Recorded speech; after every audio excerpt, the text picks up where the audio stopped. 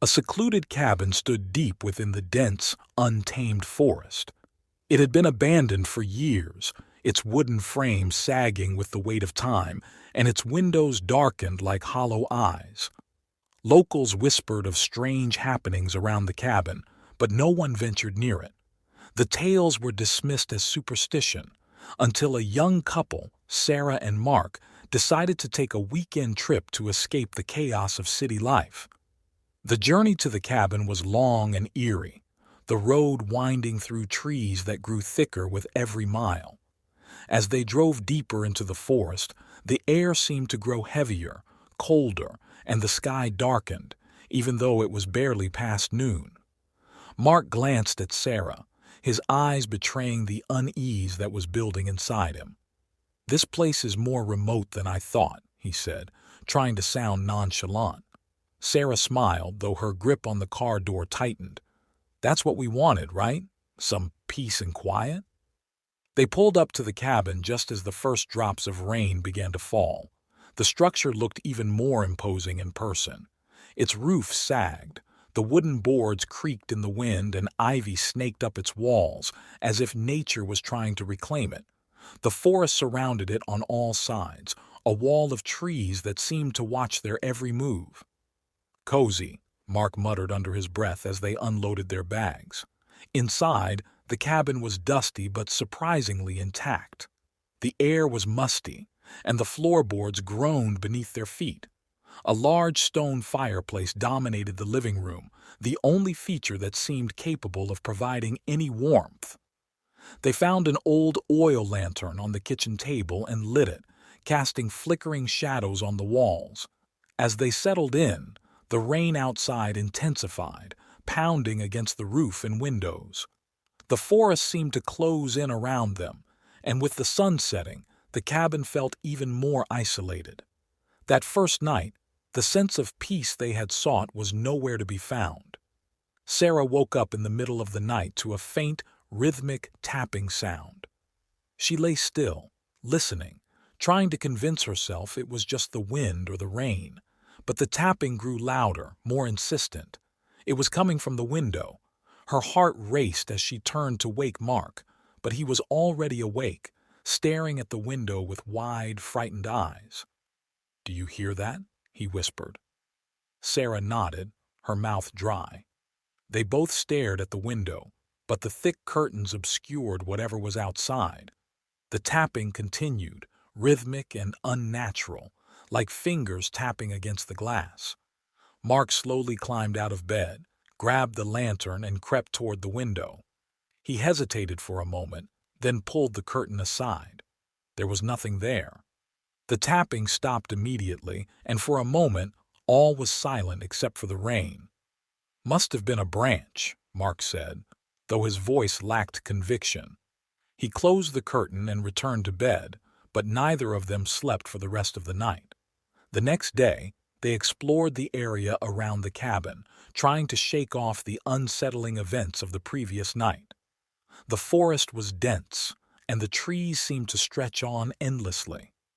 As they ventured further from the cabin, they found something strange, a circle of stones, half buried in the ground, arranged in a perfect ring. The stones were old, covered in moss, and etched with strange symbols neither of them could decipher. "Maybe it's some kind of old ritual site," Sarah suggested, though the sight of it made her stomach churn. "Yeah, maybe," Mark replied, but he was already walking back toward the cabin. That night, the tapping returned. This time, it was louder, more frantic. Sarah and Mark both sat up in bed, their hearts pounding. The tapping wasn't just at the window now, it seemed to be coming from all around them as if something was trying to get in. Mark grabbed the lantern and headed for the door. "Stay here," he told Sarah, though his voice trembled with fear. He opened the front door and stepped outside into the pouring rain. The tapping stopped instantly, replaced by the sound of the wind and rain. Mark shone the lantern around the front porch but saw nothing. The forest loomed just beyond the edge of the light, dark and impenetrable. Then he heard it, a whisper. It was faint, barely audible over the rain, but it was unmistakable. A voice, low and raspy, calling his name. Mark! His blood ran cold. He spun around, shining the lantern in every direction, but there was no one there. Mark! The voice came again, closer this time. He stumbled back into the cabin, slamming the door shut behind him. "There's someone out there," he gasped, his face pale. Sarah was already standing by the window, peering out into the darkness. "I don't see anything," she whispered, her voice shaking. The rest of the night was a blur of terror. The tapping returned, louder than ever, and the whispers grew more insistent. Mark and Sarah huddled together in the center of the room, the lantern flickering as the shadows seemed to dance and twist around them. Just before dawn, the noises stopped. The cabin fell silent, and for a moment they thought it was over. But when they looked out the window, they saw something that made their blood run cold. The stones from the circle they had found in the forest were now arranged in a ring around the cabin. "We need to leave," Sarah said, her voice barely above a whisper. Mark didn't argue. They packed their bags as quickly as they could and ran to the car. But when Mark turned the key, the engine sputtered and died. "No! No! No!" he yelled, trying again. But the car refused to start. The whispers began again, louder now, coming from the trees all around them. Mark. Sarah.